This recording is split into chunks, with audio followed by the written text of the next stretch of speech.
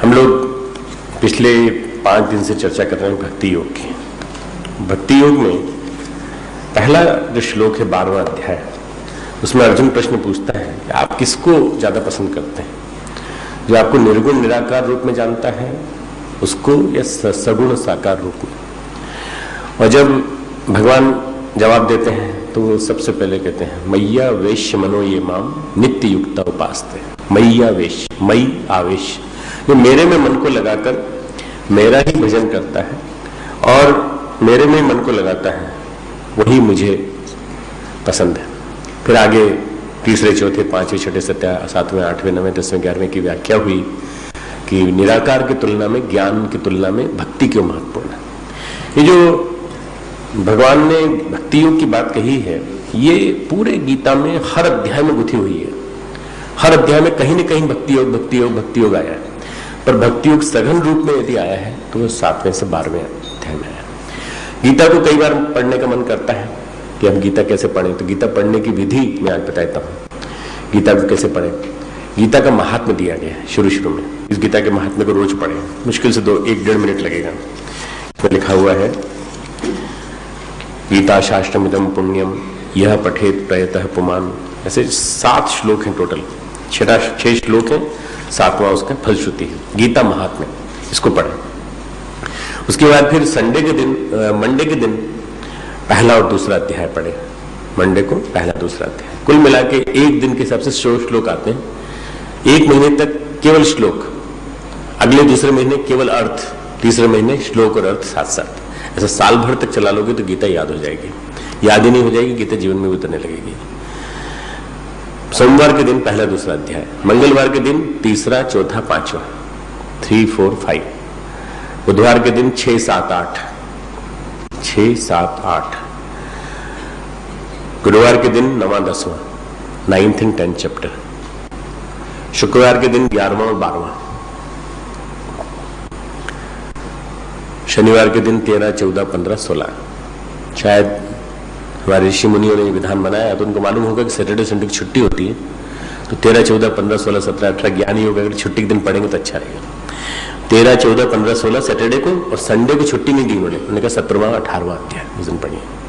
प्रत्येक दिन के हिसाब से 110 श्लोक आते हैं, 110, 100, किसी दिन 90। टोटल श्लोक कितने हैं गीता में? 710 है ना। टोटल 710 श्लोक हैं। तो 710 श्लोक का स्वाध्याय एक हफ्ते में हो जाएगा, यानी 4 बार गीता महीने में हो जाएगी आपकी, और 52 बार हो जाएगी, 52 टाइम्स हो जाएगी साल भर में। और ऐसा यदि तुम 100 बार कर लोगे तो गीता तुम्हारे जीवन में उतर जाएगी। गीता तुम्हारा मार्गदर्शन है। 2 साल तक पढ़ो पूरी तरह से, पर नियम मत टूटने देना। अगर एक दिन छूट जाए तो अगले दिन फिर उसको पढ़ने का। आज हम जिसकी बात करने जा रहे हैं, आज हम बात करने जा रहे हैं 12वां 13वां 14वां श्लोक। उसके पहले थोड़ा सा भक्ति का सार क्या है। तो नारद भक्ति स्तोत्र में एक बात आती है, चाहे तो उसको लिख ले, 25वां स्तोत्र है। सा तु कर्म ज्ञान योगेभ्य, सा तु, सा यानी वह, तो कर्म ज्ञान योगेभ्यो, कर्म योग ज्ञान योग इन सब का अपि अधिकतरा, वो तो भगवान श्री नारद जी कहते हैं, देवर्षि नारद, कि भक्ति तो कर्म ज्ञान से भी परे है, उससे ही परे है। भक्ति का सार क्या है, अल्टीमेटली क्या मिलता है? भक्ति का सार है प्रसाद। प्रसाद यानी शांति। मन प्रसाद सौम्यत्वम मौनम आत्म विनिग्रह। भक्ति के माध्यम से शांति मिलती है, मन की शांति। मन की शांति नहीं होगी तो सुख कहां से मिलेगा? अशांतस्य कुतः सुखम, गीता कहती है अशांतस्य कुतः सुखम। अशांत व्यक्ति को सुख कहां से मिलेगा? इसलिए सबसे बड़ी चीज है मन की शांति, मन का प्रसाद। ज्ञान कर्म भक्ति सबका सार है, सूत्र है प्रसाद। प्रेम रूपा भक्ति परमात्मा का प्रसाद है। भक्ति मनुष्य में नहीं विराजती, भक्ति कहां विराजती? परमात्मा में। हम क्या करते हैं? परमात्मा पे आरोपित करके अपने सारे के सारे समर्पण को हम भक्ति उनसे मांगते हैं। हे प्रभु, आप अपने चरणों में भक्ति हमें दीजिए। तो परमात्मा अपनी भक्ति के कोष में से थोड़ा सा हिस्सा हमें दे देते हैं। भक्ति और कर्म और ज्ञान तो हमारे दिमाग में है, कर्म और ज्ञान हमारे अंदर, भक्ति नहीं है। अगर भक्ति होती तो हम बात बात पे तर्क नहीं करते, बात बात पे बहस नहीं करते। अज्ञानी का अहंकार रेत पे खड़ा भवन है, ज्ञानी का अहंकार, ज्ञानी का भवन चट्टान पे खड़ा हुआ है, आंधियों से भी टक्कर ले सकता है ज्ञानियों का। भक्त का भवन परमात्मा में खड़ा हुआ है, भक्त का भवन परमात्मा में खड़ा हुआ है। अगर हम देखें भक्त को किसी गणित में बैठता है क्या? नहीं, किसी गणित में नहीं बैठता। गणितीय चक्कर है ही नहीं, तर्क का चक्कर ही नहीं है, तर्क तथ्य प्रमाण की भाषा ही नहीं है।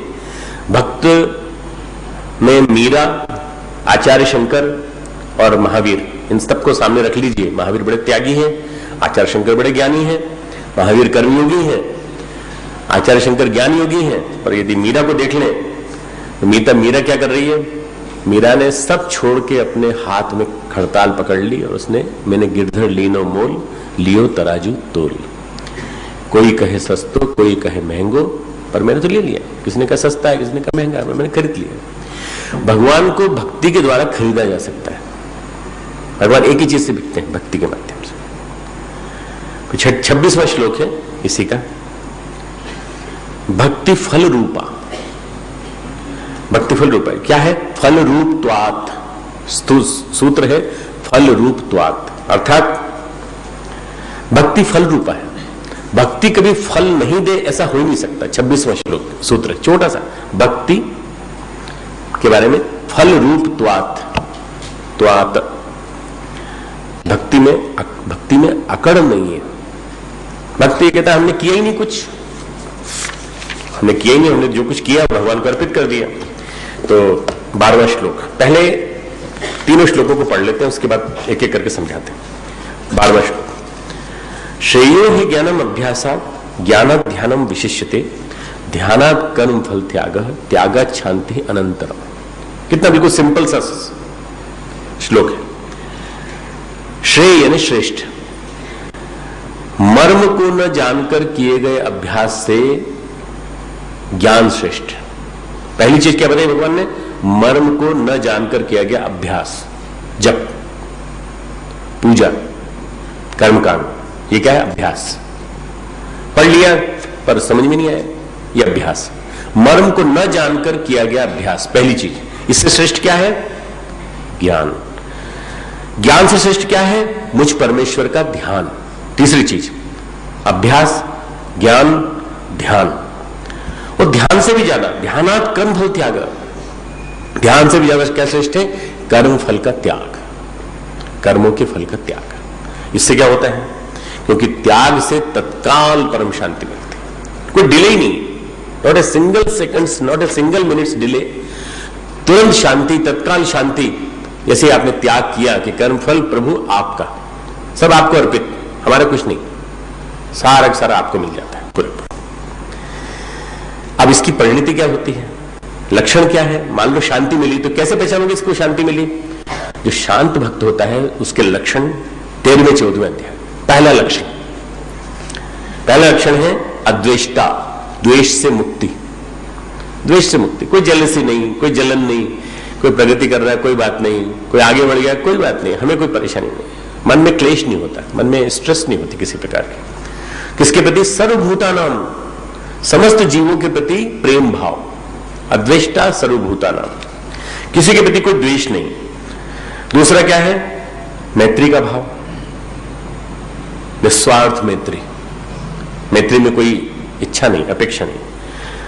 करुण एवच, दयालुता, एवच मतलब और, करुणा भी साथ में, प्रेम के साथ साथ करुणा, मैत्री के साथ साथ करुणा। करुणा यानी एक ऐसा भाव जो कि सबसे ऊंचा भाव है। करुणा के भाव से बढ़िया कोई ऊंचा भाव हो नहीं सकता, जिसमें बुद्ध प्रतिष्ठित है, जिसमें सारी करुणा का महासागर जिसको कहा जाता, करुणावतार कहा जाता है बुद्ध को।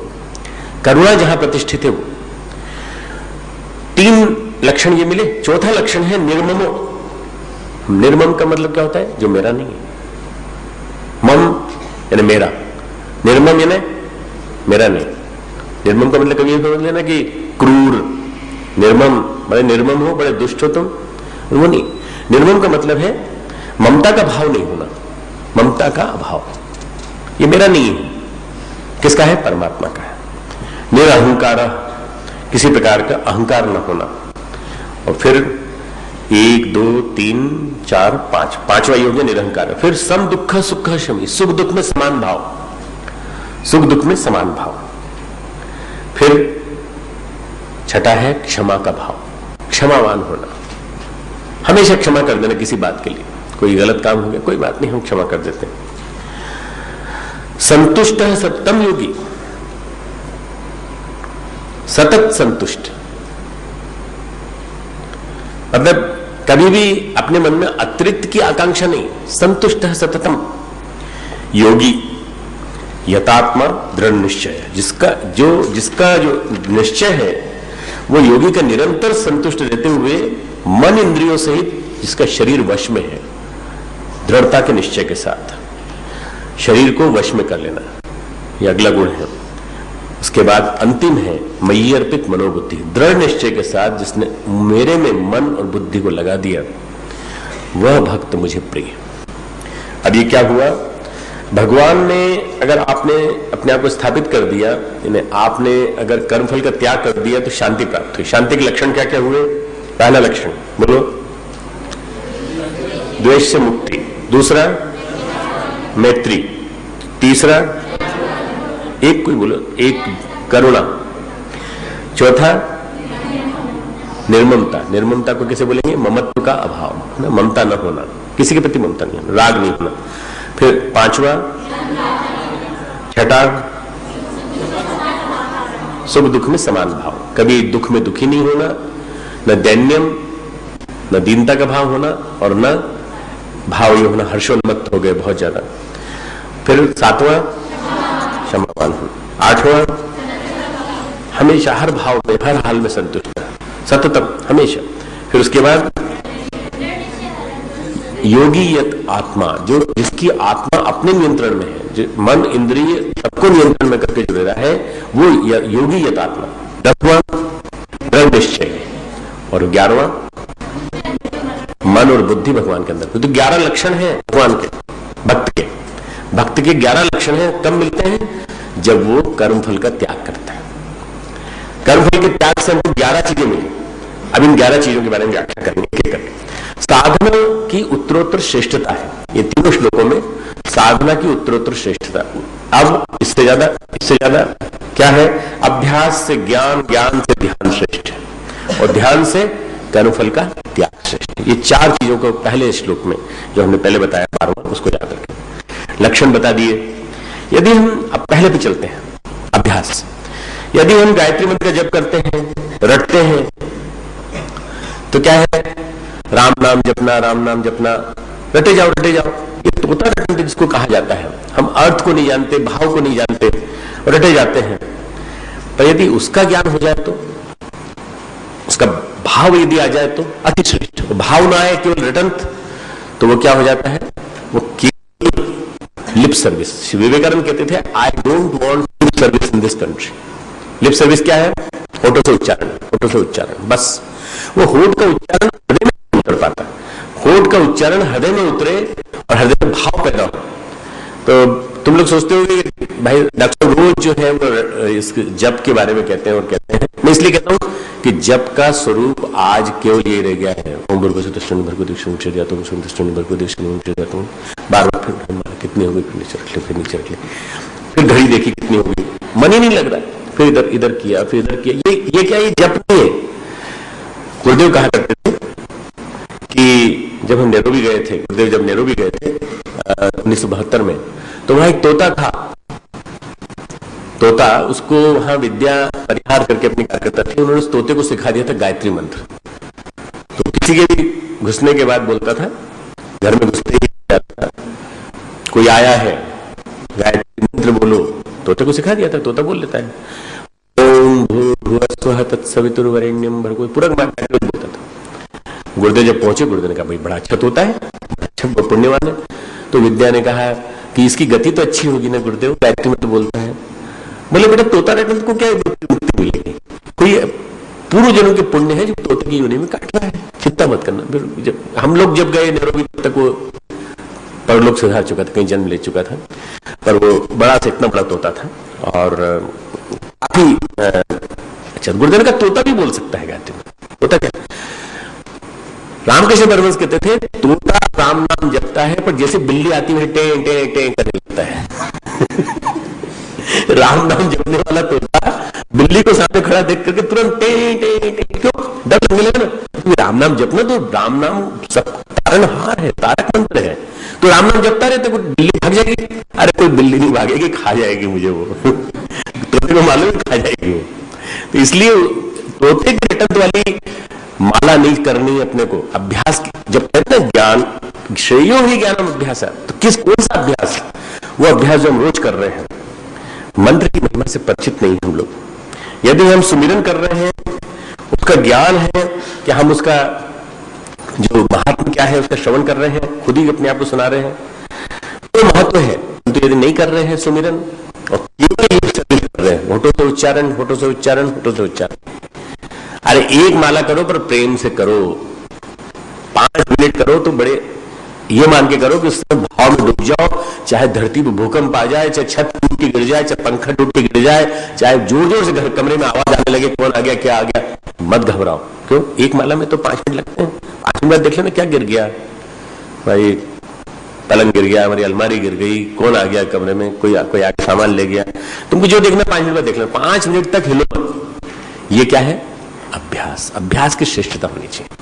अभ्यास बिना ज्ञान के अभ्यास, भगवान कहते हैं बिना ज्ञान के अभ्यास जो है वो श्रेष्ठ नहीं है। हमको गायत्री के तत्व का ज्ञान है, हमको जानते हैं गायत्री माता है, कृपा बरसा रही है। अभी गाना गाया, न प्यार होता न प्रीति होती अगर तुम न होती माता। पर क्या उस ज्ञान, प्यार और प्रीति का हमने अनुभूति की है? क्या हमारे मन में भाव आता है कि वो प्यार और प्रीति हमें ध्यान में बराबर लगती है? जब के साथ ध्यान, जब के साथ ध्यान, जब के साथ ध्यान करते करते क्या हमें ये अनुभूति हुई कि ये माँ की गोद में हम बैठे हैं? अरे हम अपने को अपने में से निकाल नहीं पाते, हम भाव से नहीं निकाल पाते, तो हम क्या उनकी गोद में बैठेंगे?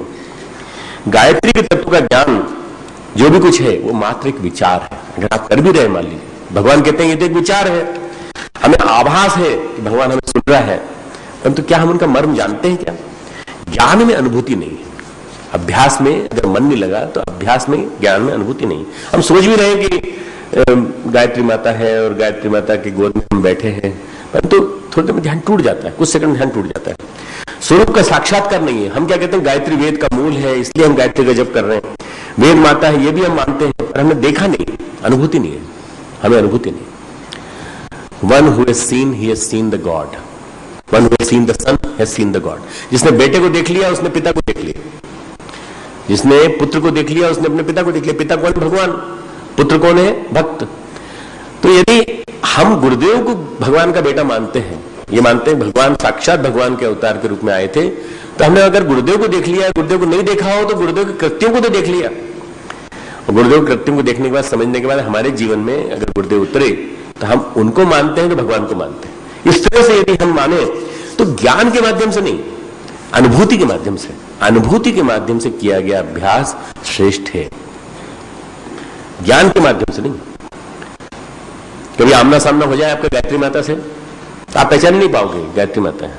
कात्यायनी माता हो जाए, आ जाए, या कोई भी माता आ जाए, आपका पहचान नहीं पाओगे। क्यों? आपके मन में भाव ही नहीं है, वो वाला, वो भाव ही नहीं। तो क्या कह रहे हैं हमारे जो गीताकार, क्या कह रहे हैं व्यास जी? ज्ञानम अभ्यासात श्रेयो ही ज्ञानम अभ्यास। मर्म को न जानकर किए गए अभ्यास से ज्ञान श्रेष्ठ है। पर ज्ञान में क्या हो जाता है? ज्ञान में वही बताई जाती है। ज्ञान हमें ज्ञान तो देता है, भाई बहुत ज्ञानी है, भागवत पढ़ते हैं, भागवत पूरा कंठस्थ है और न जाने कितने ग्रंथ पढ़ रखे हैं। अरे भाई मुझे लगता है 400-500 ग्रंथ पढ़ रखे हैं, बड़े ज्ञानी है, पर वो ज्ञान में कहीं भाव आ पाया कि नहीं? इसलिए कहते हैं अभ्यास से ज्ञान श्रेष्ठ है। पर ज्ञान से क्या श्रेष्ठ है? मुझ परमेश्वर का ध्यान, मुझ परमेश्वर में ध्यान में स्थित हो जाओ। ध्यान क्या है? आनंद स्वामी कहते थे मंत्र जाप करते करते क्रमशः विचारों का परिष्कार होता है। आर्य समाज के प्रमुख थे आनंद स्वामी, परम पूज्य गुरुदेव को बहुत मानते थे। कभी कभी हमें लगता है कि आर्य समाज और गायत्री परिवार दोनों की धारणाएं विपरीत थी। कैसे मानते थे? वो कहते थे गायत्री माँ का साक्षात, जिन्होंने साक्षात्कार किया है वो आचार्य ऋषि हैं, गायत्री माँ के वरद पुत्र हैं, और मैं तो माँ का केवल बोध ही कर पाता हूँ। सारे के सारे आर्य समाजी माँ के रूप में विरोध करते हैं, और मैं कहता हूँ अगर देखना है तो आचार्य जी की आंखों से देखो कि माँ कैसी होती है। उन्होंने गायत्री की माँ को गायत्री माँ को जीवंत कर दिया, उन्होंने गायत्री को माँ रूप में जीवंत कर दिया। आर्य समाजी कभी हम लोगों से बहस करते हैं, ये आपने कौन सा गीत बना दिया, अगर प्यार न होता प्रीति होती, अगर तुम न होती माता। और वो एक गाना है, एक गीत है जो हम अर्थ के रूप में गाते हैं, तूने हमें जन्म दिया पालन कर रही है तू, तुझसे ही पाते प्यार हम कष्टों कर रही तू। तो असली मूल क्या है, ये मूल आर्य समाज का गीत है। तूने हमें जन्म दिया पालन कर रहा है तू, तुझसे ही पाते प्यार हम कष्टों को हर रहा है तू। वो बाप के रूप में कल्पना करते हो, कहते हैं आपने कैसे पैदा कर दी, अरे सूर्य भगवान की आराधना है। गुरुदेव ने माँ के रूप में रखा है, पिता के रूप में कल्पना नहीं हो पाती। कभी तुमको हम अचानक यहां से एक पत्थर फेंक के मारे, तुम क्या चिल्लाओगे, ओ माँ, क्या बोलोगे, ओ बाप, ओ पिताजी, नहीं बोलोगे ना। सबसे पहले कौन याद आएगा, माँ मम्मी, कोई ना कोई याद आएगी। तो माँ पहले याद आती, पिता बाद में। गुरुदेव ने माँ के रूप को जीवंत किया। 20-25 साल तक गुरुदेव चौक आर्य समाज मथुरा के प्रधान रहे, और वहां के प्रधान रहने के बाद आर्य समाज वालों से कहा अगर मैं माँ का सनातन रूप नहीं दे पाया तो ये मिशन नहीं फैलेगा। मैं गायत्री को सर्वव्यापी बनाना चाहता हूं, और आप लोगों ने संकीर्ण बना दिया इसको। आप कहते हो सब जगह है भगवान, पर इस मूर्ति में नहीं है। मैं कहता हूं मूर्ति में भी है, चित्र में भी है, पर माँ के रूप में है। गुरुदेव ने विरोध मोड़ लिया, पर आनंद स्वामी जो है हमेशा गुरुदेव के भक्त रहे, और आर्य समाज के प्रधान थे, पूरे भारत व्यापी आर्य समाज के। उन्होंने किताब लिखी आनंद गायत्री कथा, बहुत सुंदर किताब है, पढ़ने लायक। तो वो कहते हैं कि मंत्र जाप से क्रमशः विचारों का परिष्कार होता है, परंतु यदि ध्यान किया जाए तो आदमी परमात्मा में विलीन हो जाता है। रिफाइनमेंट, क्रमशः रिफाइन होती चली जाती चेतना, सूक्ष्मीकृत होती चली जाती चेतना, पैनापन, रिफाइनमेंट एंड सूक्ष्मीकरण, चेतना का सूक्ष्मीकरण।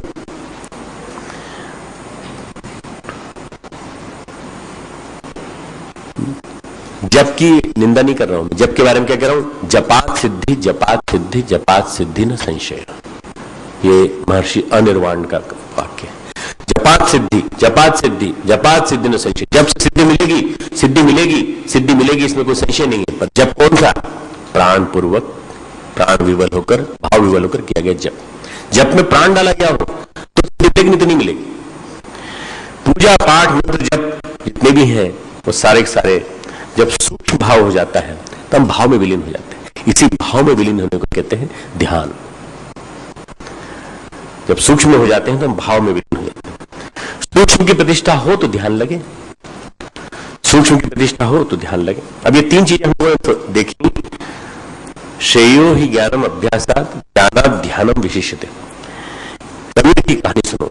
कबीर का बेटा था कमाल, उसके बारे में कहा गया ना, क्या कहा गया कमाल के बारे में, क्या कहा गया, वंश कबीर का उपजा पूत कमाल, उसके बारे में पूरी कहानी सुनाते। क्यों कहा उन्होंने, कबीर का बेटा कमाल भी योगी था, और कमाल भी योगी था, और बड़ा अच्छा उसने साधना की थी। कमलू योगी नाम उसका कहा जाता है, कमलू योगी नाम से उसको माना जाता है। बड़े योगी विद्वान, शिष्य भी थे कबीर के, पुत्र तो थे ही, शिष्य भी थे। साधना में, पर उनकी साधना की गति से कबीर प्रसन्न नहीं थे। तो विश्वास पूरा रखा कर, राम में विश्वास रख, पूरा रख, ऐसा नहीं कि थोड़ा थोड़ा ये थोड़ा थोड़ा वो, ऐसा नहीं। ज्ञानी तो थे, तो कहते थे साधना में विश्वास रख। एक कोड़ी मिला कमलू योगी को, कोड़ी मिला, और उस कोड़ी ने कहा हमारे दुख दूर कर दीजिए। तो उन्होंने कहा राम नाम जपो, सब ठीक हो जाएगा, कोड़ दूर हो जाएगा। अब कोड़ी ने राम नाम जपा। अब ये बात कौन कह रहा है, जो कह रहा है उसका प्रभाव पड़ता है। एक ही दवा है, एक ही मेडिसिन है, पर वो एक होलिस्टिक हेल्थ मैनेजमेंट का सर्टिफिकेट का बच्चा कहता है। वही दवा वो मेडिसिन वहां की लेक्चरर कहती है, वही दवा मेडिसिन हमारे यहाँ के वैद्य जी कहते हैं, और वही दवा मेडिसिन हम देते हैं। हमारी दवा क्यों लग जाती है बताओ, इसलिए लग जाती है कि हमारे उसके पीछे कोई ना कोई शक्ति साथ में है, गुरुदेव की शक्ति की। हम किसी भाव से नहीं कर रहे हैं, हम अपने ज्ञान के भाव से नहीं कर रहे हैं, हम भाव से दे रहे हैं। हमें प्रैक्टिस वैक्टिस नहीं करना, हमको तो हमको लोगों को दुख से मुक्त करना है। हम प्रार्थना भी जोड़ देते हैं उसमें साथ। वही चीज उन्होंने कहा राम नाम जपो भाई, कोड़ दूर हो जाएगा। एक महीने बाद निकले तो कोड़ी ऐसे कैसी था। अरे भाई तुम्हारा राम नाम से उद्धार नहीं हुआ, तो बोले नहीं हुआ। कि राम नाम तो भाई सिद्ध मंत्र है, तारक मंत्र है, क्यों नहीं हुआ? तो उन्होंने कहा चलो राम के साथ गंगा में चलो, तुम गंगा में डुबकी लगाओ। गंगा में जाके डुबाया और निकाल दिया। बोले अब तो 1 मिनट ठीक हो जाएगा, चिंता मत कर। विश्वास होना चाहिए ना, मंत्र जाप मोहि दृढ़ विश्वास। भगवान कहते हैं मन भरोसा। कल जो नवदा भक्ति बताई थी ना, उसमें बताया था मेरे में भरोसा, मंत्र जाप में मुझे बड़ा दृढ़ विश्वास है। परंतु वो कह रहे हैं कि राम नाम जपा, उसमें लाभ नहीं मिला, के बाद गंगा में डुबोया, 1 महीने बाद निकले तो फिर वही कोड़ी बैठा हुआ, अरे तो ठीक नहीं हुआ, अच्छा चल फिर से गंगा चल। गंगा में जाके इतना डुबोया कि वो सांस जब छूटने लगी तो निकाला, ठीक हो गया। तीसरी बार राम नाम ने ठीक कर दिया। तो कबीरदास जी ने कहा, बूढ़ा वंश कबीर का उपजा पूत कमाल, बूढ़ा वंश कबीर का उपजा पूत कमाल, 3 राम के नाम ते कोड़ी किया बहाल। दूसरी लाइन तुमने नहीं सुनी होगी, 3 बार राम नाम दिलवाया तूने, अरे तेरे को विश्वास होता तू मेरा बेटा है, मेरे खानदान का बेटा है, तो एक ही राम नाम से हो जाता कमाल।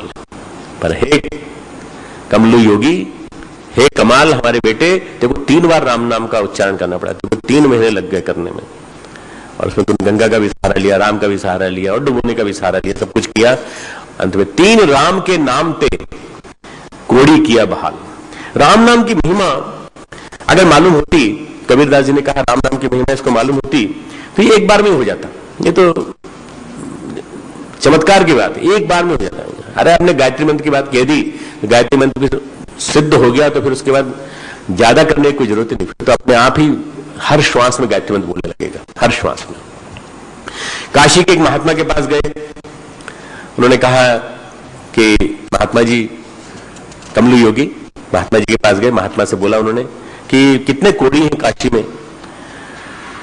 तो उन्होंने कहा कि सभी कोड़ियों को बुलाओ, सारे कोड़ियों को बुलाओ, राम नाम का चंदन लेकर के उन्होंने बनाया, राम नाम का चंदन लेकर सबके ऊपर छिड़क दिया, सब ठीक हो गए। कबीरदास जी के पास बात पहुंची, क्यों रे तूने क्या किया? तूने उनकी स्वामी जी की सहायता से सब कोड़ियों को ठीक कर दिया, राम नाम की मदद से। राम नाम तारक मंत्र है, इसको पहले मतलब भगवान शिव जो है पहले कान में देते हैं और उसके बाद इसको तारक मंत्र माना जाता है, और तूने कोड़ियों को ठीक करने के लिए यूज किया। कबीरदास जी ने कहा देख चमत्कार, देख देख मुर्दा जा रहा है, नदी में बहता हुआ मुर्दा जा रहा है, उसको उठा के लिया। राम नाम का कमाल देख, कबीर का कमाल देख। राम नाम कौन दे रहा है? कबीर दे रहे हैं। कबीर ने उस मुर्दे के कान में राम नाम बोला, उठ के खड़ा हो गया। ये कमाल, उठ के खड़ा हो गया, परिवर्तन हो गया, जीवन मुक्त हो गया। बहुत दिन तक कबीर का शिष्य बना रहा, उसका नाम आता है बाकायदा, कभी नाम याद आएगा बता देंगे। हर आदमी एक नाम से तर सकता है यदि श्रद्धा हो तो, ठीक है। गुरुदेव क्या कहते थे, बेटा तुम लोग सब गायत्री करते हो, तुम घटिया, तुम्हारी गायत्री घटिया, तुम घटिया, तुम्हारी गायत्री घटिया। क्यों? सकाम जुड़ा हुआ है इसमें, सकाम, पहले सकाम निकालो, निष्काम भाव से पैदा करो। जब तक निष्काम भाव नहीं पैदा होगा तब तक गायत्री में प्राण नहीं आएगा। हमारी और गुरुदेव की गायत्री में अंतर है, वे एक मंत्र से कई चमत्कार पैदा कर देते हैं, हमारी नीचे के स्तर की है। अभ्यास तो है पर ज्ञान नहीं है, अभ्यास तो है पर ज्ञान नहीं है। श्रेयो ही ज्ञानम अभ्यास, ज्ञान अभ्यास से ज्यादा श्रेष्ठ। अभ्यास के साथ जरूरी है ज्ञान, और ज्ञान से भी ज्यादा क्या श्रेष्ठ है? ध्यान। ये चीज रट जानी चाहिए। अभ्यास, जप वगैरह, जप, प्रार्थना, कीर्तन, संकीर्तन, इनसे ज्यादा श्रेष्ठ क्या है? ज्ञान। ज्ञान से ज्यादा श्रेष्ठ क्या है? ध्यान। ध्यान से ज्यादा श्रेष्ठ क्या है? कर्म फल का त्याग। बस अब ये 4 चीज दिमाग में बैठ जानी चाहिए कि ये भगवान ने जो भक्तियों में बताई है 12वें अध्याय में, ये 4 स्टेप्स हैं, उत्तरोत्तर श्रेष्ठता। इसका मतलब ये नहीं कि पहला स्टेप को छोड़ देना है, पहला स्टेप भी यथावत चलना है, सेकंड स्टेप पे भी चलना है, थर्ड स्टेप पे भी चलना है, तब जाकर के 4th स्टेप तक पहुंचो। हमारे यहाँ एक मतलब गायत्री मंत्र की, गुरुदेव कहते हैं तुम्हारी गायत्री घटिया, तुम घटिया। एक उदाहरण सुनाता हूं। हमारे थे जो गुरुदेव के साथ हर यात्रा में चलते थे, और गुरुदेव 80 जबलपुर के रहने वाले थे, और कंडक्टर वो थे अपने टीसी, क्या बोलते हैं उसको, टीटी, जो कंडक्टर होता है ना, जो स्लीपर में चलता है, वो साथ चलते थे। और वो कहते थे गुरुदेव ने मुझे गायत्री ऐसी कर दी है कि मेरी गायत्री सिद्ध हो गई है। तो मैं कितना करता हूं? बोले गुरुदेव ने तो 24 लाख का जब किया था तो 80 माला की थी, मैं 240 माला रोज करता हूं। 240 माला करता है। और जब टीटी के रूप में चलता था भ्रष्टाचार करता था, रिश्वत लेता था। टीटी के रूप में चलता था तो हर किसी से रिश्वत लेता था। तो गुरुदेव के साथ रहकर भी नहीं बदला। एक जगह यज्ञ कराने गए, यज्ञ कराने के लिए बैठे तो वो पीले कपड़े में थे तो पहचान नहीं रहे थे लोग बाग में। 2-3 लोग ऐसे बैठे थे जिनसे उन्होंने रिश्वत ली थी, पैसे लेकर सीट दी थी उन्होंने। तो वो तीनों के तीनों बार बार सोचे कहां देखा है, कहीं याद आ रहा है इसको, कहीं देखा है। और जैसे ही वो कहने लगे देखिए हमारे गुरुदेव बड़े वो हैं और आप उनका ध्यान कीजिए, ये कीजिए वो कीजिए, मंत्र ये बोलिए, मंत्री बोली, जल हाथ में ले लीजिए। बोले अरे ये तो वही है जिसने कहा कि जैसे जल हाथ में लेते हैं ऐसे ही तुम नोट हाथ में लेकर के भावना करो कि तुम जो दे रहे हो वो निस्वार्थ भाव से दे रहे हो, मेरे हाथ में दे दो। ये वही आदमी है जिसने हमसे पैसे लेकर के सीख दी। इसको क्या गायत्री आती होगी, इसका क्या हुआ कर्मकांड क्या होगा? बोले अरे तुम तो वही हो ये जिसने हमसे रिश्वत ली थी। तो बोले नहीं आपको गलतफहमी हुई। ऐसा करके उन्होंने बात को टालने की कोशिश की, फिर देखा वो पीछे ही पड़ गए तो हट के चले गए, दूसरे से कहा तुम यज्ञ करा दो, मैं नहीं यज्ञ करूं। और कहते 240 गायत्री मंत्र रोज जपता हूं। ब्रह्मचर्य में आए तो एक कमरे में रहने लगे नीचे, जहां गायत्री माता नहीं आई थी तब तक। गायत्री माता के आने के पहले गायत्री माता की प्रतिष्ठा नहीं हुई थी। एक कमरे में रहने लगे तो कह मैं एक पांव पे खड़े होकर करता हूँ गुरुदेव गायत्री, एक पांव पे खड़े होकर गायत्री करता हूं। कैसे करते थे? जैसे पता चलता था कोई आ रहा है तो खड़े हो जाते एक पांव पे, और जैसे ही जाता था फिर दोनों पांव पे आराम से बैठ जाते थे। ये क्या दिखाने वाली भक्ति, ये दिखाने वाली भक्ति किसी काम की नहीं है। उनकी गति क्या हुई आप सबको मालूम है, वो गति कहीं बड़े कंफ्यूजन में बीते दिन, और उसके बाद उनका कोई नाम सुनने को नहीं आया। 75-76 तक आते रहे, उसके बाद फिर अभी 80 में आए, फिर 90 में आए, फिर अभी 98-99 तक भी वो आए, परंतु भक्ति उनके जीवन में नहीं आ पाई। कम से कम गुरुदेव के साथ काम किया था तो गुरुदेव ने उनका कई कर्जा मुक्त कर दिया कर्जों से, परंतु वैसे नहीं बन पाया। नीम करोरी बाबा हनुमान के भक्त बने जाते हैं। नीम करोरी बाबा फर्रुखाबाद में तपस्या की, गंगा के किनारे। फर्रुखाबाद, फतेहाबाद, ये फतेहपुर करके कौन सी जगह है ये वाला, कानपुर के पास वाला हिस्सा, इस बेल्ट में उन्होंने बहुत तपस्या की। हनुमान जी की पूजा करते थे, पर बार बार ये कहते थे कि तुम लोगों को ये बात की अनुभूति क्यों नहीं होती कि हनुमान जी अजर अमर है। जब मैं साधारण तो मुझे अनुभूति हो जाती है, तुम्हें क्यों नहीं होती? जब मैं समझ जाता हूं तो तुमको ये अनुभूति क्यों नहीं होती कि तुम जो सोच रहे हो हनुमान जी भी समझ रहे हो? क्यों? हनुमान जी अजर अमर है, वो साक्षात इस धरती पे मौजूद है, वो तो परम समर्थ है। हनुमान जी तुम्हारे मनोभावों को समझ रहे हैं, ये बोध नहीं है तुम में। उनकी साधना और सिद्धि पूरी तरह से हनुमान जी की साधना थी। इतनी गहराई से आत्मसात किया था कि हनुमान साक्षात हनुमान हो गए थे। बहुत सिद्ध पुरुष माने जाते हैं। गोविंद वल्लभ पंत जो भारत के गृह मंत्री बने और उत्तर प्रदेश के प्रथम मुख्यमंत्री बने, संयुक्त प्रांत उत्तर प्रदेश के गोविंद वल्लभ पंत, जिनके बेटे केसी पंत दिल्ली में रहे, और गोविंद वल्लभ पंत बहुत अच्छे माने जाते हैं, बहुत ही बढ़िया चीफ मिनिस्टर रहे। उनके भक्त थे पंत जी उनके यहाँ आते थे और उनके यहाँ प्रणाम करके जाते थे कानपुर में। तो किसी ने कहा कि पंत जी अब सीएम हो गए हैं उत्तर प्रदेश के, नीम करोरी बाबा से कहा। तो बोले कि उसको बुलवाओ। तो उन्होंने कहा कि साहब वो पंत जी तो बहुत व्यस्त हैं और लखनऊ में हैं, आप कानपुर में बैठे हैं, वो कैसे आते हैं? अरे तुम बाहर चलो। सिद्धि किसको कहते हैं? अरे पंत की कार आई कि नहीं? तो देखा तो पंत जी की कार सामने से निकली। तब जो लखनऊ में बैठा हुआ था और जो खबर दे रहा था वो वहां का डीएम था, उसको नहीं मालूम था कि पंत जी लखनऊ के लिए रवाना हो गए हैं और लखनऊ होकर के आ गए, और वो इतनी जल्दी आ सकते हैं ये भी कल्पना नहीं थी। उन्होंने कहा अरे पंतवा रुक, गाड़ी रुकवाई, उस गाड़ी में बैठ के चले गए। कोई वो भाव नहीं था कि हमें इनकी गाड़ी में बैठना है या ये करना है, परंतु सिद्धि इतनी थी कि उन्होंने पंत जी को योग बल से बुलवा लिया और दिखा दिया। जब राष्ट्रपति वीवी गिरी आए, 68-69 की बात है, तो उन्होंने कहा कि दर्शन करने के लिए आए, आपका आना चाहते हैं? तो बोले हम लौकिक लोगों को दर्शन नहीं देते।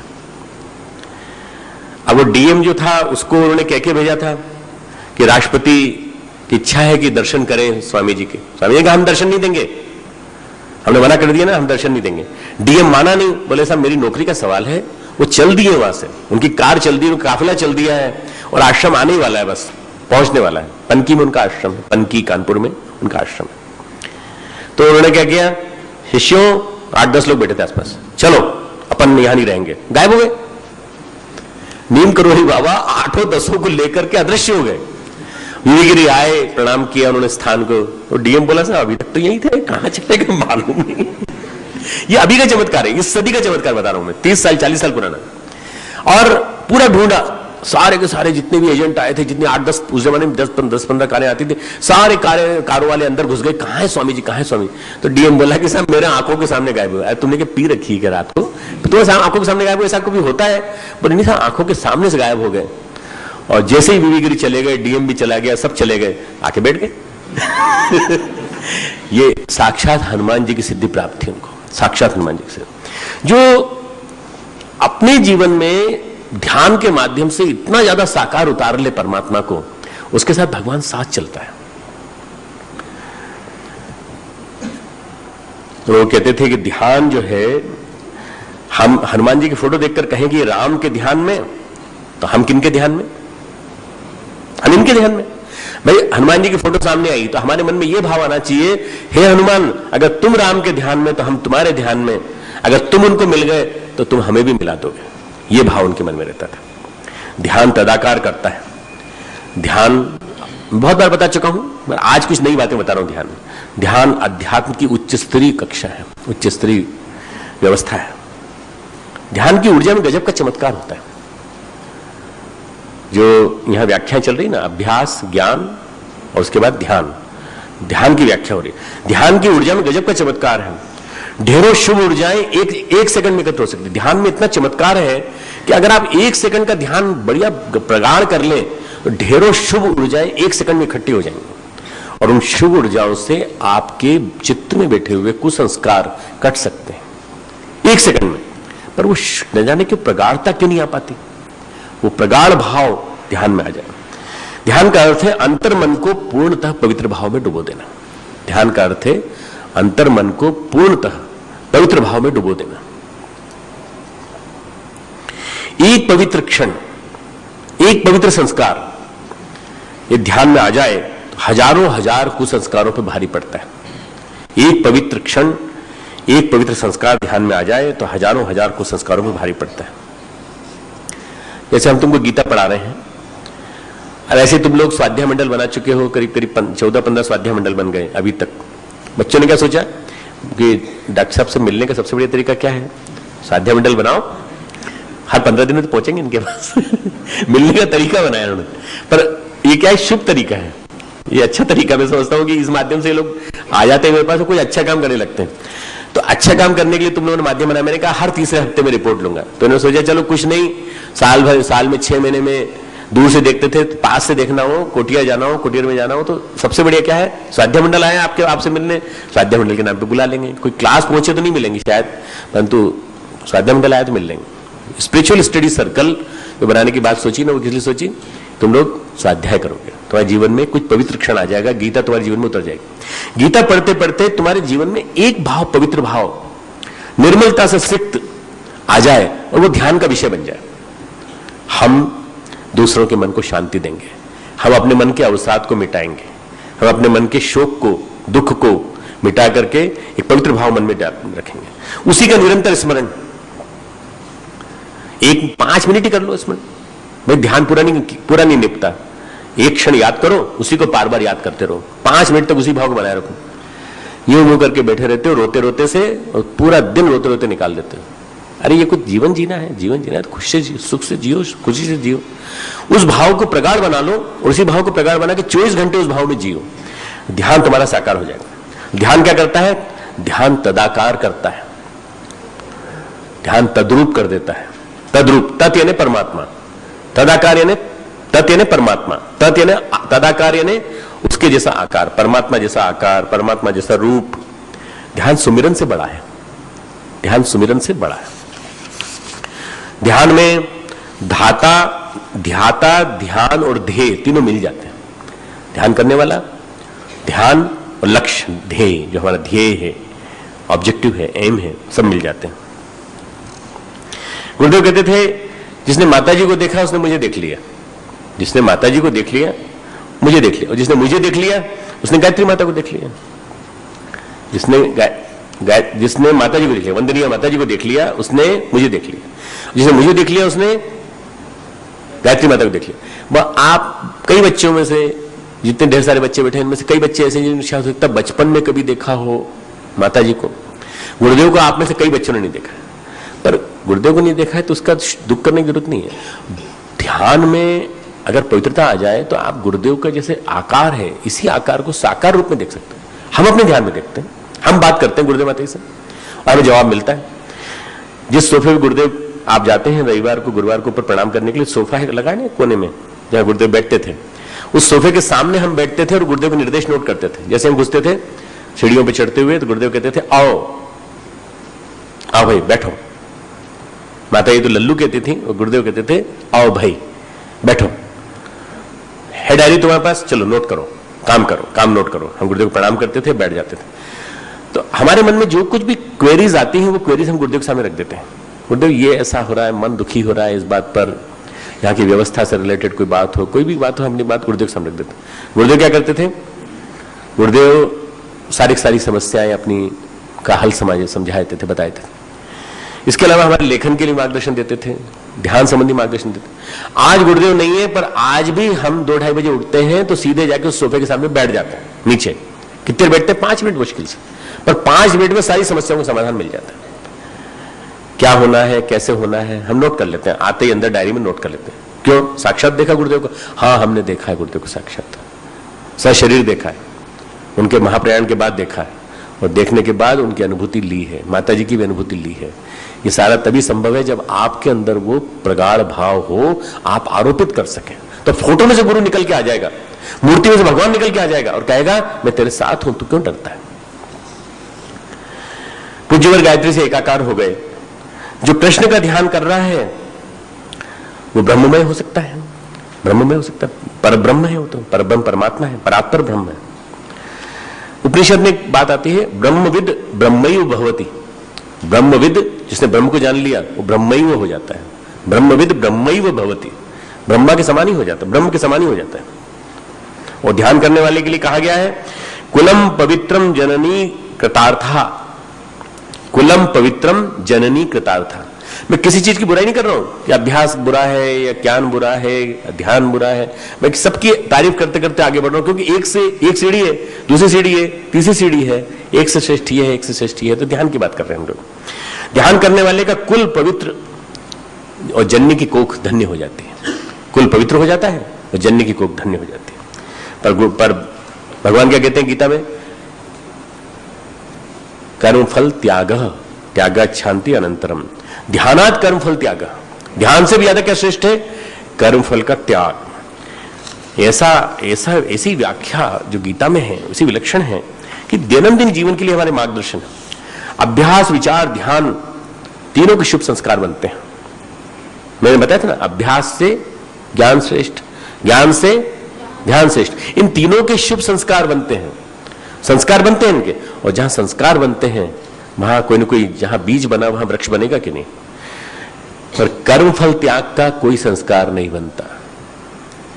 कर्मफल त्याग से कोई संस्कार नहीं बनता, इसलिए आप मुक्त हो जाते हैं, जीवन मुक्त हो जाते हैं।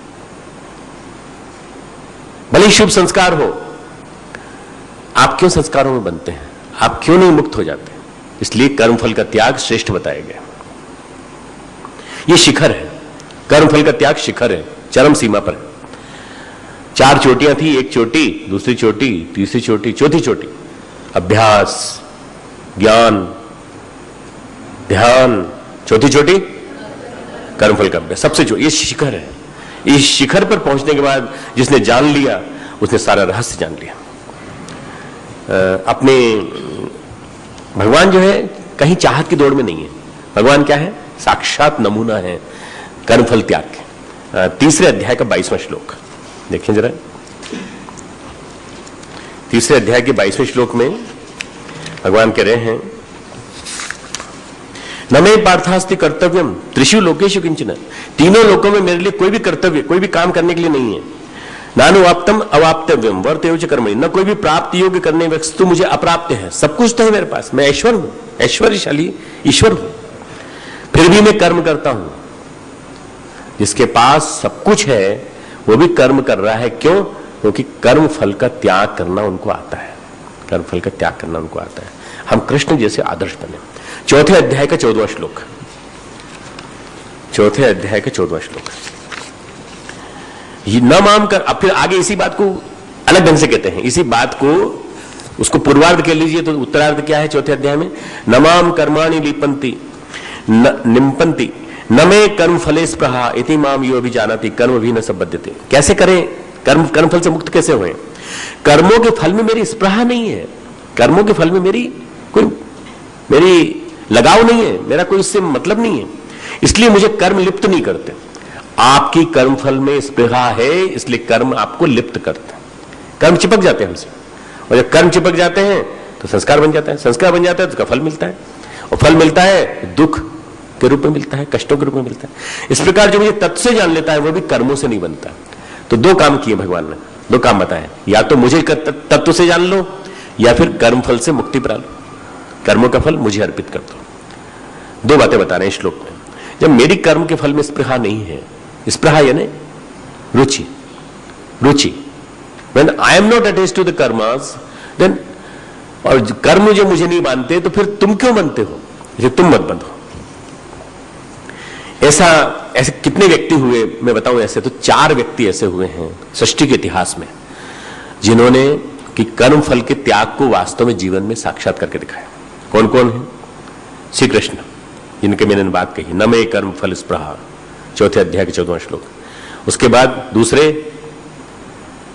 इसी युग के आदमी बता रहा हूं मैं, चाणक्य, उसके बाद स्वामी विवेकानंद, और उसके बाद परम पूज्य गुरुदेव। इन 4 को मैं मानता हूं, इन 4 ने अपने जीवन में कर्मफल से बिना बंधे काम किया। चाणक्य एक ऐसा हुआ जिसे कर्मफल की कभी चाह नहीं थी।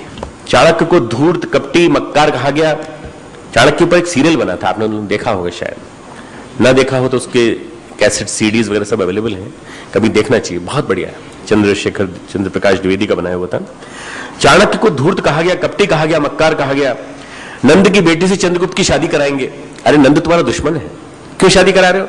उन्होंने कहा हमें, तुम्हें कुछ दिखाई नहीं पड़ता, हमें विराट विश्व दिखाई पड़ता है, हमें पूरा भारत को महाभारत बनाना है, हमें भारत को चक्रवर्ती बनाना है और इसको चंद्रगुप्त को चक्रवर्ती सम्राट बनाना है। चाणक्य जैसा चक्रवर्ती, चाणक्य जैसा ब्राह्मण कोई हुआ नहीं जिसने की चोटी खोल ली थी। उसने कहा था कि जब तक मैं इस नंदवंश के राज्य को, क्योंकि ये विलासी सारे देश को, पूरे भारतवर्ष को विलासी बना रहा है, इसलिए मैं इसको हटा करके चंद्रगुप्त को बिठाऊंगा। दासी पुत्र को बिठाया और चंद्रगुप्त ने कहा महाराज आप पापी हैं। चाणक्य से कहा आप हमारे गुरु जरूर हैं पर आप पापी हैं, आप पाप में लिप्त हो रहे हैं, हमें भी लिप्त कर रहे हैं। तो उन्होंने कहा हम देश के लिए चाहते हैं, हम राष्ट्र के लिए चाहते हैं, इसके लिए जो भी कर्म करना पड़े तुमको करना पड़ेगा। एक घोर विरोधी था उनका, नंद का मंत्री, नंद का चीफ मिनिस्टर, नंद का कहा जाए तो राक्षस, वो अमात्य राक्षस, अमात्य कात्यायन राक्षस उसका पूरा नाम था, अमात्य कात्यायन राक्षस। वो उन्हें मारने को तैयार था, चाणक्य को किसी तरह से मारो। उन्होंने कहा ये ब्राह्मण एक गलती करे और इसे मार दो, पर गलती नहीं करते थे, तो पकड़े तो कैसे पकड़े, गलती नहीं करते थे। चाणक्य ने ऐसी परिस्थितियां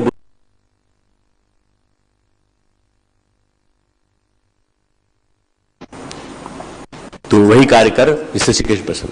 तुम अर्जुन को जरूर हराना तो ही श्री कृष्ण प्रकट होंगे, नहीं तो नहीं आएंगे। मेरे दूत को मत ले जाना। 5 बच्चों को संदेश दिया। अब 4 बच्चे तो चले गए युद्ध में, 5वां सुधनवा अपनी पत्नी से मिलने गया।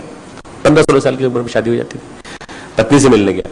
पत्नी ने कहा कि पतिदेव, पत्नी का नाम था प्रभावती, आपके जाने के बाद ये तो निश्चित है कि आप जाएंगे और अर्जुन मरेगा, ठीक है चलो, पर अर्जुन के मतलब ये लोग मान के चल रहे हैं अर्जुन मरेगा, अर्जुन मरेगा तो कृष्ण आएंगे, कृष्ण के दर्शन करते ही आप मोक्ष को प्राप्त हो जाएंगे। तो आपके जाने के बाद मुझे एक पुत्र चाहिए, कोई न कोई अंजलि देने के लिए रहे, इसलिए आप कृपा करके मेरी इच्छा पूरी कीजिए, मेरे को एक पुत्र चाहिए, पुत्र चाहिए। पुत्र के पूरे समय का युद्ध का घोषणा हो गई और हमारे राजगुरु ने घोषणा कर दी इतनी बजे पहुंच जाना है, समय हो गया है, मुझे पहुंचना पड़ेगा किसी हालत में। तो बहुत उसने पांव पकड़ लिया, उसने कहा नहीं छोड़ूंगा, किसी भी स्थिति में उसकी इच्छा पूरी की। उसके बाद स्नान किया, प्राणायाम किया, जो कुछ था निष्काम भाव से किया था, कहीं मन में कोई भाव नहीं था, एक पत्नी व्रत का पालन किया था। सब एकत्र थे तो सुधनवा नहीं था। अब शंख लिखित ने क्या किया, उन्होंने कहा कि ये कहां रह गया सुधनवा, बुलाओ उसको। भागे भागे आए, वो भागे भागे आए और पिताजी से कहा कान में कि पिताजी वो पत्नी आपकी बहू की इच्छा हो गई कि पुत्र चाहिए, तो मैं जानबूझ करके मुझे थोड़ी देरी हो गई।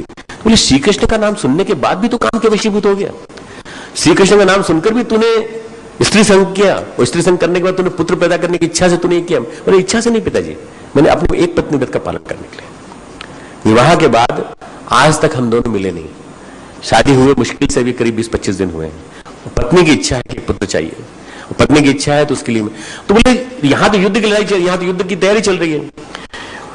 तो दोनों ऋषियों ने आज्ञा दी कि उबले तेल में डाल दिया जाए, इसको उबले तेल में डाल दिया जाए, खोलते हुए कड़ाह में तेल में सुधन्वा को डालने, क्योंकि एक पत्नी व्रत को भंग की बात नहीं थी, ये युद्ध क्षेत्र में आने की मर्यादा को भंग कर दिया।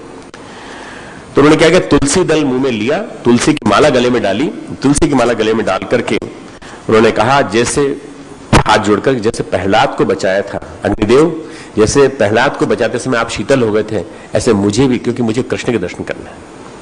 वो कूद गया कड़ाह में कूद गया, और अग्नि तेल शीतल हो गया, आराम से तैर रहा प्रेम से, जैसे स्विमिंग पूल में तैरने लगा।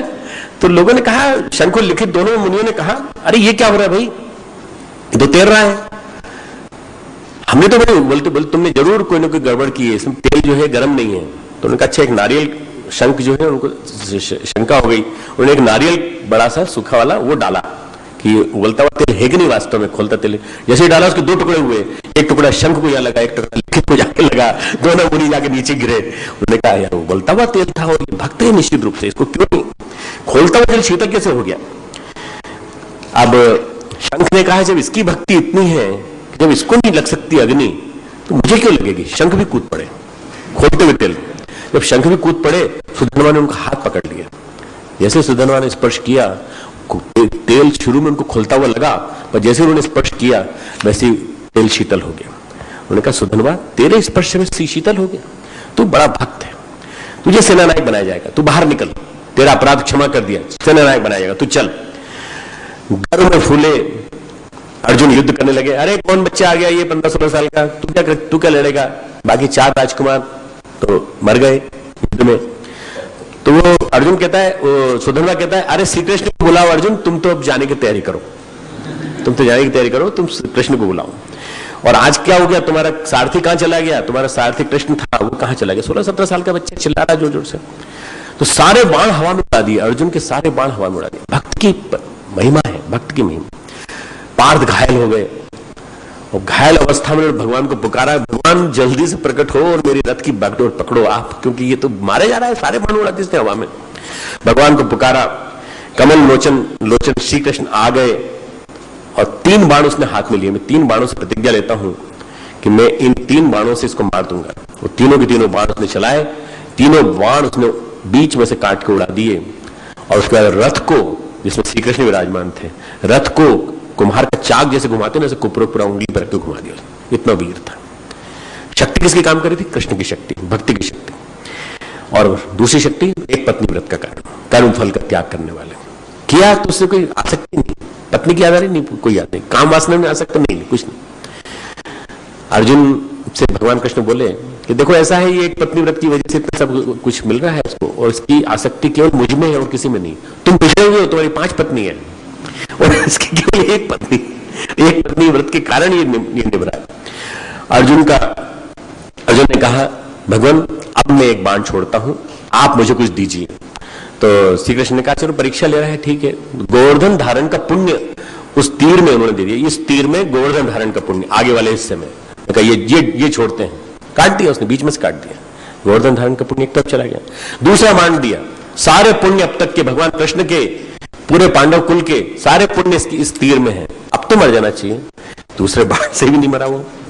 दूसरा बाण जब चला गया तो तीसरे बाण में रामावतार का पुण्य उन्होंने डाला, पिछले अवतार का पुण्य। रामावतार में जितना पुण्य कमाया था वो, इस जन्म का जितना पुण्य है वो, पिछले में हिस्से में ब्रह्मा, मध्य में महाकाल भगवान शंकर, और अगले वाले हिस्से में स्वयं श्री कृष्ण विराजमान होकर गए। और तीर के ऊपर विराजमान होकर के, जैसे पिछले वाले हिस्से में ब्रह्मा, बीच में महाकाल, और अगले वाले हिस्से में श्री कृष्ण स्वयं, विष्णु भगवान स्वयं। और जब वो चला, तीर चला, तो तो सुधन्वा बोला कि भगवान आप वध करने आ रहे हैं, इससे बढ़िया और क्या हो सकता है? आपके दर्शन से तो मेरे सारा मेरा जितना भी मां ने कहा था वो पूरा हो गया, परंतु मैं बाण को बीच में जरूर तोड़ूंगा। मैं, मेरे पास इतनी शक्ति कि बाण को बीच में काट, बाण का बीच वाला भाग 2 भागों में टूट के अलग हो गया, प्रतिज्ञा पूरी हो गई, पर अगला भाग गिरा नहीं, अगला भाग सुधन्वा का सिर लेता हुआ निकल गया। उसमें रामावतार का पुण्य था, कृष्णावतार का पूरा पुण्य था, तो अवतारी चेतना से कोई इतना थोड़ी संघर्ष कर सकता।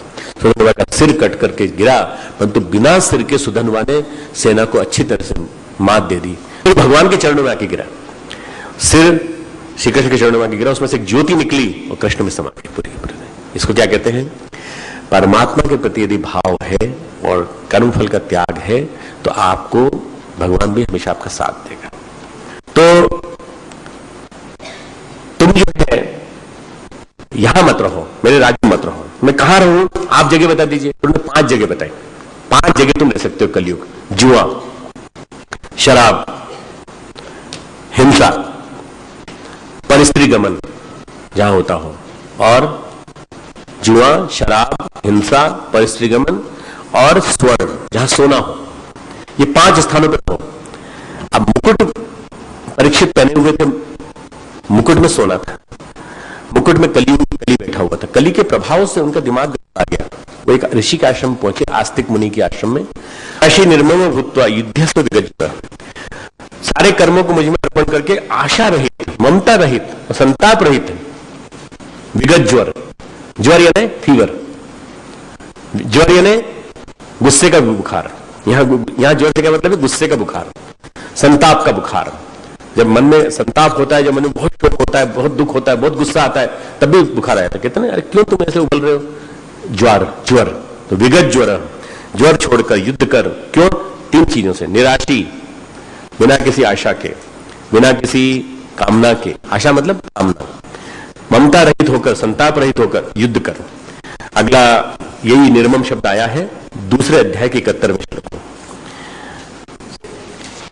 दूसरा अध्याय का 71वां श्लोक। इस तज्ञ में भगवान कहते हैं विहान कामान्य सर्वान पुमान श्रुति निष्प्रह निर्ममो निरहंकार स शांति में अधिगच्छति। किसको शांति मिलती है? ममता रहित को, अहंकार रहित को, स्पृहा रहित, उसी को शांति मिलती है। ये ममता शब्द जो है भगवान ने जो यहां लिया है वो इसलिए लिया है कि जहां स्वार्थ से जुड़ी हुई ममत्व भाव हमारे अंदर हो तो वो हमारे अंदर नहीं होना चाहिए। भगवान को क्या पसंद है? भगवान को निरहंकारी व्यक्ति पसंद है, अहंकार पसंद नहीं है। सुख दुख आते हैं भक्त के जीवन में, वो भी समान रूप से ले लेता है। मैं सारे गुणों को एक करके लेता चला जा रहा हूं। सुख दुख में समान भाव, दोनों में समान भाव। श्री अरविंद का पैर टूटा, बाथरूम में गिर गए, फ्रैक्चर हो गया। हमारा फ्रैक्चर हो जाए तो हम बड़े दुखी हो जाते हैं, अटेंडेंस का क्या होगा, इसका क्या होगा। अरे अटेंडेंस ठीक हो जाएगी, तुम्हारे अगर सही अर्थों में अगर हुआ है तो कितने दिन का दे दोगे तो हो जाएगी। पर वो श्री अरविंद जो है बाथरूम में गिरा, टूटे, खुशी से खड़े हो गए, बोले डॉक्टर को बुलाओ भाई। नीरज वहां डॉक्टर थे, एमडी थे, उन्होंने बुलाया, एक फ्रैक्चर देखा गया तो प्लास्टर लगा दिया। मुंबई के भक्त ने लिखा कि महर्षि मैंने सपने में देखा कि आप दुखी हैं, आप पीड़ा में हैं। तो उन्होंने कहा पीड़ा में विकल नहीं है, हमने रूपांतरण कर लिया अपना। हमको सुख दुख स्पर्श नहीं करते। उस दुख की वेला में उन्होंने और ज्यादा काम किया, महर्षि अरविंद ने और ज्यादा काम किया। प्लास्टर है, ऐसे ही रहते थे, बैठे रहते थे और बैठ करके ध्यान करते थे, ध्यान करने का मौका मिल गया। परम पूज्य गुरुदेव को शियाटिका का दर्द होता था। शियाटिका के दर्द में भी लोग, जब दर्द गुरुदेव को होता था 2-3 बार हुआ हमारे अवधि में, जब मैं 14 साल 15 साल साथ रहा, तो 2-3 बार हुआ गुरुदेव, जितनी बार हुआ उतनी बार उन्होंने दुगना काम किया। और 4 पेज लिखते थे, 4 पेज मतलब 8 पेज लिखे उन्होंने। अरे बीमार होते तो भाई हम तो आराम करते हैं, वो आराम नहीं करते। महापुरुष सम दुख सुख क्षमी, दुख और सुख में समान और सबके लिए क्षमा का भाव, क्षमा का भाव, किसी के लिए परेशानी नहीं। श्री अरविंद आश्रम में बेकरी में ब्रेड बनती थी, कोई एक आदमी आता और ब्रेड रोज चुरा के ले जाता, पर चुरा के एक ही ब्रेड ले जाता था, एक रोज चुरा ले जाते। पकड़ लिया गया एक दिन, क्यों चुराते हो? बोले हम श्री अरविंद से ही बताएंगे। अच्छा, गिने चुने लोग थे, 30-40 लोग थे आश्रम में। क्यों चुराते हो? तुमको पैसा कितना मिलता है? हमको सब 5 रुपए मिलता है, और 5 रुपए में घर का खर्च नहीं चल सकता। हमारे 2 बच्चे हैं, पत्नी है, एक हम है, तो यहां से एक ब्रेड मिलती है, तो हम एक ब्रेड और ले आते हैं, उसको आधे आधे हिस्से करके 3 खाते हैं। उन्होंने कहा भाई ये तो गलत बात है, अन्याय है, इसका 5 रुपए और बढ़ा दो और रोज 3 ब्रेड दिया करो इसको। एक ब्रेड तो देते ही हो, उसके अलावा 3 ब्रेड और दे दिया करो, 2 बच्चों के लिए, 1 पत्नी के लिए। चोर को ही क्षमा करके उन्होंने कहा इसको और दो। ये कौन कर सकता है? महापुरुष कर सकता है। क्षमा का खाओ, क्षमा का। संतुष्ट सततम योगी। हम क्षमाशीलता का मतलब क्या होता है? अपराध करने वाले को भी अभय का वरदान देना, है ना। तो संतुष्ट, हम हर हाल में संतुष्ट। आत्मन्येव आत्मनः तुष्ट, अपनी आत्मा से अपनी आत्मा में संतुष्ट। पर कैसे? सतत योग में लीन। असंतुष्ट व्यक्ति कैसा है? उद्विग्न होता है, बेचैन होता है। हम लोग सेटिस्फाइड नहीं है अपने जीवन से, बड़े बेचैन है, बड़ी स्ट्रेस है। अरे ये जीवन को जीवन है, बेकार जीवन है, चलो सब चलते हैं, दरिया में डूब मरते हैं। ये एक नेगेटिव मेंटेलिटी का आदमी। और पॉजिटिव क्या कहता है? जितना मिला उसी में संतुष्ट। भगवान तुमने दिया तो सही। धन्ना जाट भक्त था। और धन्ना जाट जो है, जितना भी कुछ माँ देती, पिताजी देते खाने को, वो तो खेत पे जा रहा है तो ये इतना तो बाजरे की रोटी अपने साथ ले जा। एक महात्मा जी मिले रास्ते में, उन्होंने देखा उनके पास शालिग्राम है, उसकी रोज उपासना करते हैं। बोले शालिग्राम हमें दे दीजिए, बड़ा अच्छा है, इसमें भगवान विष्णु के दर्शन होते हैं हमें। अरे तेरे को दर्शन हो रहे, तू छोटा सा भक्त था, पुराने जन्म के सत्कर्म थे। उन्होंने कहा अच्छा तू थोड़ी देर बाद आना। उन्होंने एक पत्थर उठाया, उन्होंने कहा ये शालिग्राम, इसको शालिग्राम मान, तू चल इसकी पूजा कर। उन्होंने उसी को शालिग्राम मान लिया, जंगल में स्थापित कर दिया, बकरियां चराता, सब कुछ करता, खेत की रखवाली करता। रखवाली करने के साथ साथ उस शालिग्राम के ऊपर कुछ भेंट चढ़ा देता। अब जब से बाजरे की रोटी मिलने लगी, देखरेख करे आने लगा, तो बाजरे की रोटी उसने कहा भोग लगाए बिना नहीं खाऊंगा, शालिग्राम आ गया तो भगवान आप खाइए पहले, फिर मैं खाऊंगा। भगवान तो खाए तब ना, मैं नहीं खाऊंगा। सुबह से शाम निकल गई, नहीं खाया। दूसरा दिन सुबह शाम निकल गए, नहीं खाया, पानी पी कर गए। ऐसे 15-20 दिन हो गए, और 15-20 दिन तक वो बराबर शालिग्राम के सामने आता, कहता देखो 15 दिन से नहीं खाया खाना, तुम जब तक नहीं आओगे तब तक नहीं खाएंगे। भगवान प्रकट हुए, भगवान ने बाजरे की रोटी खाई, पहले 2 रोटी खाई। फिर उन्होंने कहा भाई कल जरा थोड़ी ज्यादा व्यवस्था करना, कल हमारे साथी भी आएंगे। अरे हम तो 2 रोटी मिलती हैं। तो उसे जाके फिर कहा धन्ना ने कि पिताजी वो ज्यादा लोग आएंगे कल, भगवान अपने साथियों को लेके आएंगे। अरे पागल है, साथियों को लेके आएंगे? तो बोले हम अपने जो गोप साथी हमारे और भी जो हमारे साथ साथी लोग होते हैं उनको लेके आएंगे। तो अगले दिन जो है उन्होंने कहा थोड़ा सा आटा और एक्स्ट्रा रख दो। आटा एक्स्ट्रा रख दिया, बाजरे की टिक्कर बनाया। भगवान ये सारे लोग निकल के आ गए। भगवान ने आपको भोजन लिया। भोजन लेने के पश्चात बोले कि तुमने कुछ खाया कि नहीं? तो कि सब आपको खिला दिया। अरे ऐसे कैसे हो सकता है? अरे भाई तुम्हारी क्या पोटली में कुछ? बोले हाँ है। तो सारे मथुरा के जितने 56 तरह के व्यंजन होते हैं ना, भोग, वो थे, सब उसको धन्ना जाट को खिलाए। धन्ना जाट बोला कि इतने दिन भूखे रहे, परंतु ये लोग बहुत अच्छे से भले मानस हैं लोग। इन्होंने बाजरे की रोटी खाई, पर हमको इन्होंने भोग कराया। कितनी बड़ी बात है देखो। सब खा के निश्चिंत होकर के आया। बोले क्यों रे, वो क्या हुआ? पूरा बाजरे के सारा सब पूरा आटा तो बहा दिया। बोले बहाया नहीं, वो सारे रिश्तेदारों के। अब वो बोले कि कल और व्यवस्था करके लाना, कल और ज्यादा लोग आएंगे। पिताजी से बोला कि पिताजी वो व्यवस्था करके रखना, आप जरा थोड़े ज्यादा लोग आएंगे। तो पिताजी ने कहा कि अजीब आदमी।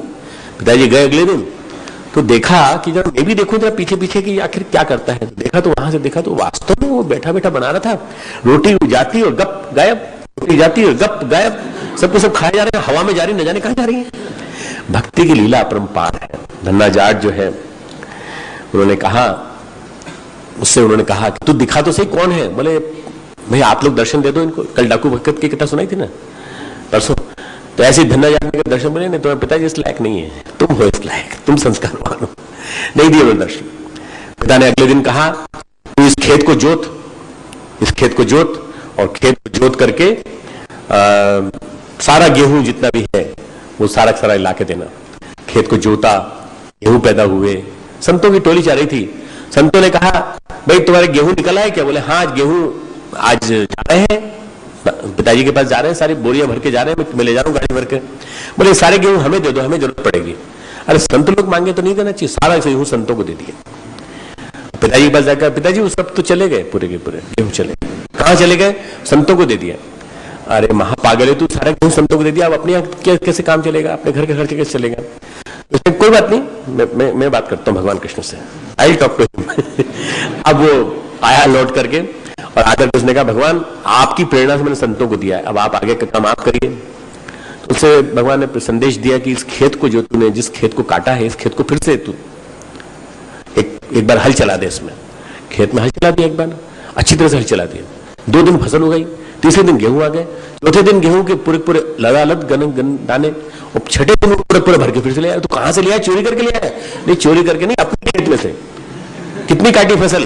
बोले मैंने करीब अभी आधे हिस्से काटी है। आधा हिस्सा दिखा, सारा गांव देखने आया और धन्ना जाट की बुरी बुरी प्रशंसा की कि ऐसी भक्ति हो तो ऐसी, इस फसल को काट चुके थे, उस फसल में फिर से 4 दिन के अंदर फसल आ जाए। ऐसी अजब की महिमा है, क्योंकि ऐसा व्यक्ति सततम योगम, याद नहीं रहता, होश रहता है तो एक ही, अनुभूति रहती है तो एक ही, परमात्मा परमात्मा हम आपके हैं। मय्यर्पित मनोबुद्धि, अंत में क्या है? यथात्मा दृढ़ निश्चय, उसका होता है नियंत्रण, अपने ऊपर नियंत्रण, शरीर पे, मन पे, इंद्रियों पर नियंत्रण, कोई चीज नहीं आ सकती बीच में, संकल्प की दृढ़ता होती है। अंत में ऐसे के भाव विचारों का केंद्र मैं ही होता हूं और कोई नहीं। भावों का विचारों का केंद्र मैं ही हूं और कोई मेरे मार्ग में नहीं आ सकता। रामकृष्ण परमहंस कहा करते थे 2 तरह की मक्खियां होती हैं, विष्ठा मक्खी, मधुमक्खी। विष्ठा मक्खी, मधुमक्खी। विष्ठा मक्खी हमेशा जहां गंदगी हो रही है वहीं जाती है, और गंदगी होती है वहां जाकर के आराम से उसको लगता है कि जीवन का स्वर्ग का कोई आनंद है तो यही है, उसको लगता है। और मधुमक्खी, मधुमक्खी को मधु के पास जाती है, मधु के साथ रहती है हमेशा उसके मन में। तो गुरुदेव रामकृष्ण परमहंस कहा करते थे विष्ठा मक्खी, सांसारिक लोग जितने भी होते हैं वो विष्ठा मक्खी के समान होते हैं, वो सोचते हैं इसी में सुख है, यही सबसे बड़ा आनंद है, यही सब कुछ है। और मधुमक्खी कौन सी होती है? भक्त जो मात्र भगवान के लिए सोचता है। मय्यर्पित मनोबुद्धि, ये कौन है? मधुमक्खी। और मम अर्पित मनोबुद्धि, ये कौन है? विष्ठा मक्खी। हमें सोचना है हमें क्या बनना है। लाइट बंद कर दीजिए, 5 मिनट ध्यान करेंगे फटाफट। आज थोड़े उदाहरण ज्यादा थे, विषय ज्यादा क्लियर। 5 मिनट का संक्षिप्त ध्यान।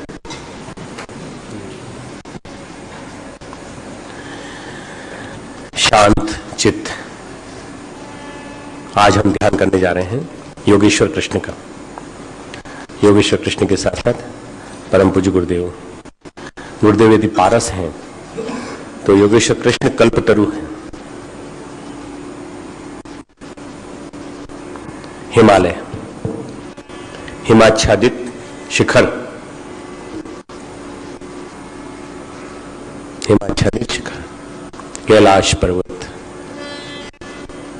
नंदा देवी, नर नारायण पर्वत, त्रिशूल, सुमेरु, इन सारी श्रृंखलाओं के बीच में हम बैठे हैं। हिमालय,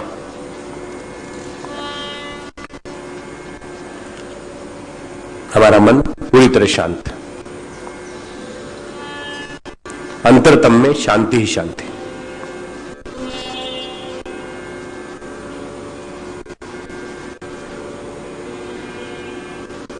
ध्यान एक ऐसी प्रक्रिया है जिसमें हमने पारस को छू लिया हम सोना बन जाते हैं। कल सुना आपने,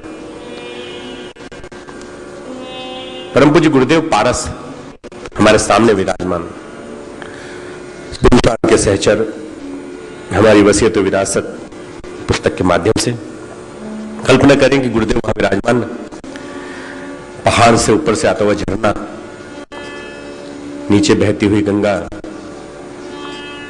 अलकनंदा, मंदाकिनी, भागीरथी, हम चारों तरफ बर्फ से ढके हुए हिमालय के बीच में खड़े। बहुत सुंदर दृश्य।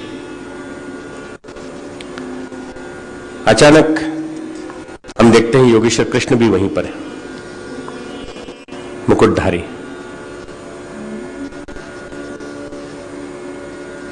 अंगरखा, पीत वस्त्र, श्याम रंग, बांसुरी, मुंह से लगी हुई बांसुरी, बांसुरी बजा रहे हैं।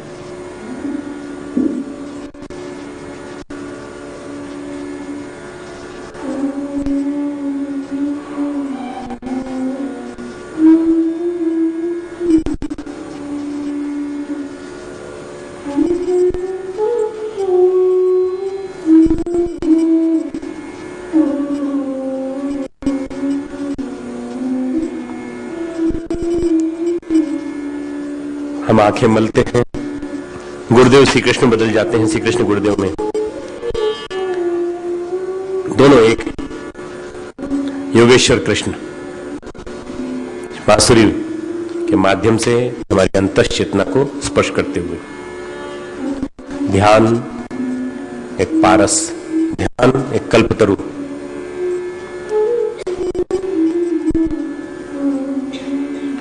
दोनों के सानिध्य से हमारे जीवन के सारे कषाय कल्मश साफ होते चले जा रहे हैं। हमारा मन निर्मल होता जा रहा है, हमारे विचार धुलते चले जा रहे हैं। श्रेष्ठ चिंतन।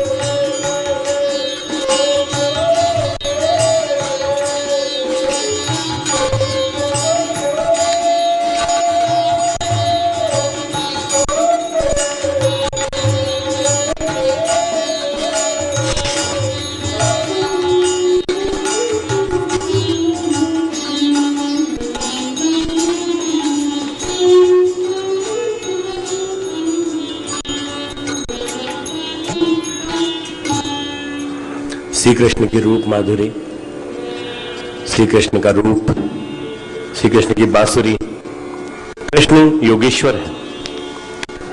कृष्णम वंदे जगत गुरु, जगत गुरु है। जगत गुरु होने के नाते उनके माध्यम से हमारे जीवन में क्रांतिकारी परिवर्तन, हमारे जीवन में भक्ति योग का समावेश, उनके प्रति, परमात्मा के प्रति, गुरु सत्ता के प्रति। गुरु जीवन में आ जाए तो क्या नहीं आ सकता। गुरु जीवन में आ जाए तो मंगल ही मंगल है। गुरु के जीवन में आना अर्थात हमारे जीवन का एक प्रकार से कायाकल्प हो जाना। अगर हम अपनी जीवन नौका गुरु को सौंप दें, गुरु ही पार लगाते हैं। जगत गुरु श्री कृष्ण हमारे गुरु, परम पूज्य गुरुदेव हमारे गुरु। गुरु चरणों में शरण पाकर हम धन्य हो जाते हैं।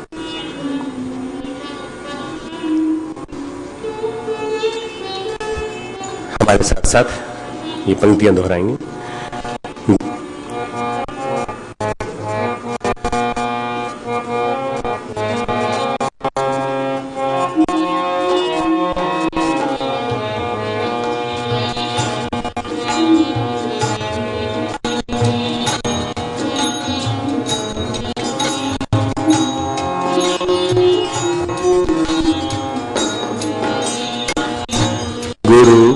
छाया में शरण जो पा गया, उसके जीवन में सुमंगल आ गया। गुरु की छाया में शरण जो पा गया, उसके जीवन में सुमंगल आ गया, उसके जीवन में सुमंगल आ गया।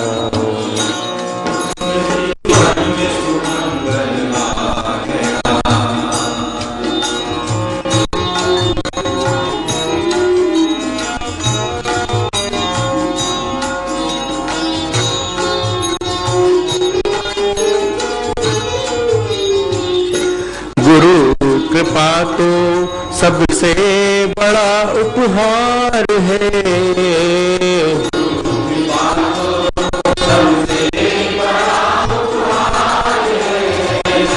गुरु है खेवनहार तो बेड़ा पार है।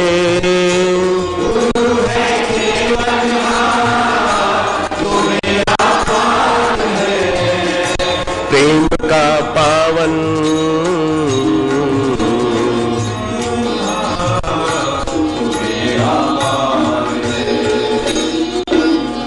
पावन प्रेम का पावन उजाला छा गया, उसके जीवन में सुमंगल आ गया, उसके जीवन में सुमंगल आ गया। गुरु की छाया में शरण जो पा गया, उसके जीवन में सुमंगल आ गया।